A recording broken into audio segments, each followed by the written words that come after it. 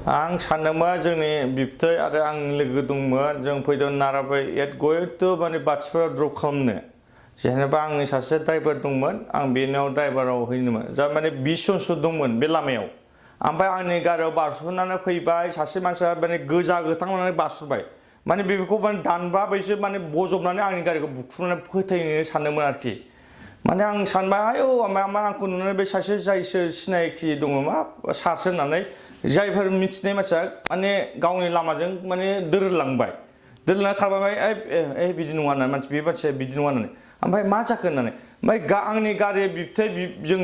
आंनि लोगोआ सानै दं न'नि मानसि बेजों आं थांदोंमोन जे आं ड्राइभारना गावसोर मुस्लिम मानसिमोन दा बेफोरबायदिखौ आं बे गारिखौ आं बिनो हैनो थांदोंमोन दा बे बुस्थुआव आं सानदों हाब बिदिमोन जे नाराबारिनिफ्राय एसे फरन साइड माने एकदम माने बे आधा मिटारबो नङा 100 मिटारबो नङा दा बेयाव माने 100 जन 100 जन नङा आं 100 बारा होननो हाया जेनेबा माने 40 जनसो दं आरो माने बेंबाय बेना बे मानसिखौ सोनानै आंनि गारियाव माने टाच खालामबाय माने मेन गारि दानखो आंथ' आं नुबाय बेखौ मान दाननाय दानबाथ' आं बे गासै जलांजोबखायो दा बे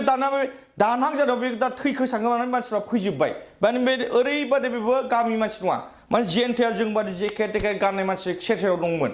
दाबो आं होनबाय हा बिदि मानसि ओमफ्राय जिखौ मा जे सरगान होननाय नामाव जेनेबा नाराबारियावथ' बयबो सिनायो जेनेबा बे फ्रि मानसि दा बेबादियाव आंखौ माने नुनायखाय जेनेबा बेफोरखौ सैथो मानसि होननानै बेबादि मानसिखौ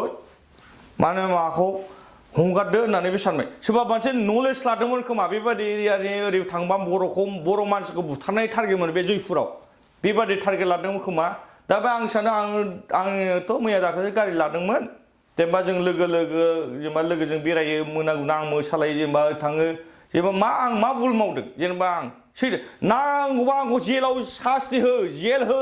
आं नांगौबा आं फासि आं नाथाय डेम'क्रेसियाव आं रुलजों सोलिगोन आं सोरबा मानसिखौ मदद खालामग्रा मानसिसो नाथाय आं गिया जाय मानसिया आंखौ बेंदों आं दुखु मोनदों आं मा बिसोरनि खहा मा मावदों आं बिसोरनि जाथिनि थाखाय मा मावदों आंखौ बेंनो थाखाय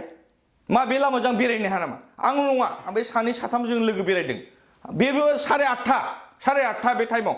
8:30 टाइमाव आंखौ मानो दिनै सानै साथामा मोनसे भुल जाबाय एक्सिडेन्ट जाबा दं मोनस्लाबा दिनै 15 जन 100 जन मानसि 100 नङा सरि 40 जन मानसि मानो थानांगौ बेयाव ओरैबादि जेन्टेल मानसिखौ सिनायबावा साब्रै जोंखौ सिनायदों गादों बे जयपुर नेरबारि बे एकदम नैबेयाव दिनै आं बेखौ आघात मोनदों जे जयपुर मानसिया आंखौ मिथियो जेनेबा आं बेबायदि पलिटिकेल माबा लाइफआव जेनेबा बे थांनो लुगैया जेनेबा आं सिन्था खालामो जों फेमिलि जाबाय जेनेबा जोंखौ माने जों बे मा आं सुथ्रु जेनेबा मा बेंनो नागिरदों जेनेबा बुथारबाथ' दहाय हायोमोन नाथाय आंखौ बुथारनो सोरबा टारगेट खालामोमोन सोरबा टारगेट खालामोमोन बिसोर आंखौ साननानै सोरबा टारगेट खालामदोंमोन नाथाय बेबादिखौ मोनियाव आंखौ बेबायदि सानदोंमोन बे गारि ओरै थांबाय होननानै बे फेल जादों बिसोर बे फेल जायाव दिनै माने एक्सिडेन्ट बे बास मुस्लिम माने नैबे बे एरियानि मुस्लिमा सोर दङ मानसिया मुस्लिमा सब जानो हा बे मुस्लिम जायगा नालाय आं होनदों बे एरियायाव दं बे लकेल मुस्लिम नङा ओमफ्राय बे थानाया दहाय थानाया सन्देहआवथ' आं मा होनो जेनेबा जों फ्रि गासिबो सन्देह जायोबा सोरबा आंखौ बुथारलां गावथारलां सोरबा माबा निग्रोबा जोंथ' फ्रि मानसि नाथाय जों फ्रि मानसिखा जों बिदों हर मोना बेरायनो हायो पुलिसनाव थांदोंमोन जों साथाम बिदा फंबाय आं थांनायाव आं गारि सालायग्रा नैबे लोगोफोर थांदोंमोन थांनायाव होनबाय असि दंमोन असियाबो थारमाने जायबो असि गैयियाव सोरबा बे दायबा थुबा दंनाया होनबाय दे जों माने फर्टिनाव दं होननानै जों थगायना हरदों जों एफआइआर होनो थांदोंमोन दा बे एफआइआर होनायाव जोंखौ इसु खालामाखै जों नालाय आं गारिखौ सोदोंमोन आंनि गारिखौ नांगौ आं जेल जाहो जोंनि गारिखौ बुंथ'वा बे आंनि बांगाल मुस्लिम बेयाव एरियायाव थाबा जों बुंथ'वा मुस्लिमबाबो बांगाल बे बाथिपारा एरियानिफ्राय बहुद मोजां मानसि दं मिलायनो थानो हानाय मानसि दं नाथाय सोरबा दंबाबो षड़यन्त्र खालामनो हागौ सोरबा बहुद नेगेटिभ साननो हागौ सोरबा पलिटिकेल लाइनाव थानो हागौ ओरैबादि नाथाय गारि बुस्थु लानानै बोरै नाथाय आंखौ बुथारनो जेनेबा मा गारिखौ बुख्रुबनो बेबायदि सिन्था गैया सोरबा टारगेट लादोंमोन खोमा दा आं बेखौ सानो नाथाय आंखौ नुनानै आंखौ सिनायनाय मानसिया आंखौ नुनाय लोगो लोगो एसे साइड जादों सार होननानै थांदों आं खोनादों ओमफ्य जोंथ' सानना बिसोर जेनेबा नै बर' बाय सोरबा गामिनि मानसि दंमोन जेनेबा बेफोर मानसिखौ जों नुनानै बे सानै जाय मानसिखौ टारगेट लादोंमोन बेबादि मोनसे सासे मानसियाव मोनसे लामायाव जेन्टेल गाननानै सानै साथाम थानो हायो मोनसे होसोनो मोना एखम्बा मोनसे दुखु सुखु जाबा होसो मोना दिनै माने 15-20 मान थानांगौ अथ' जेन थानाय मोनसे केपासिटि दंमोन खोमा बेयाव मोनसे पुलिस फर्सआव बाजार थाजार खालामनाय मानायाव जेनेबा हाथा बाजाराव बयबो थानो हायो बे मोनथाय दंखायो नाथाय दहायनि 8:30 टाइमाव मोनसे जों बादि पार्टि बादि जों पार्टि नङा जों हाबा जानाय संसार जानाय नाथाय बिसोर बादिया मोनसे साइडआव दंजोबखायो गोदो बै भारतनि गथनायावबो बिदिनो मोनसे खोथा बिदि रायलायनायखौथ' आं बादो जों मिथिया बेबायदि दा बेखौ जों खोनायो बिदिनो मानसिनि खोथाया रायलायनायाव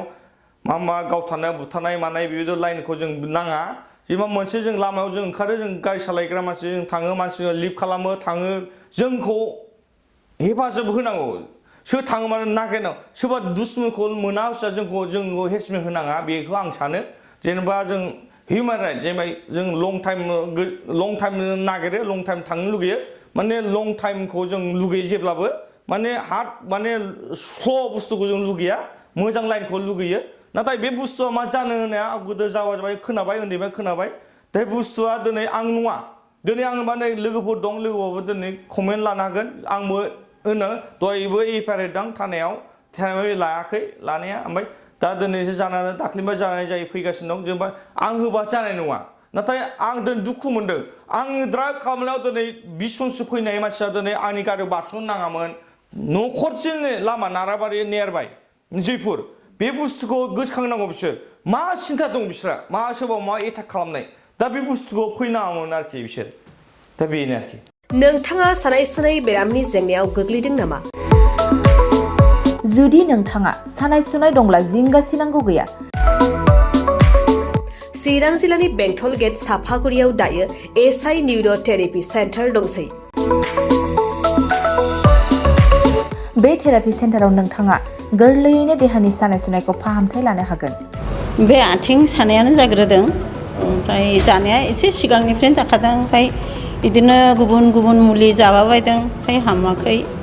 दिनैनि ट्रिटमेन्टआ आङो एसे मोजां मोनसिनबाय जेरै सिं सानाय आफादावरि सानाय मोदोम जरा सानाय आइजोफोरनि जेंना खर' सानाय बायदि बेरामखौ फाहामनाय जायो लोगोसेयैनो बे सेन्टाराव थानानै फाहामथाय लानो हानायनिबो सुबिदा खालामदों नोंथांमोनहा एएसआइ निउर' थेरापि सेन्टाराव फाहामथाय लानो गोसो दंब्ला नैबे मबाइल नम्बर 7620160459 नङाब्ला 9476977956 आव थोंजों सुलाद लानो हागोन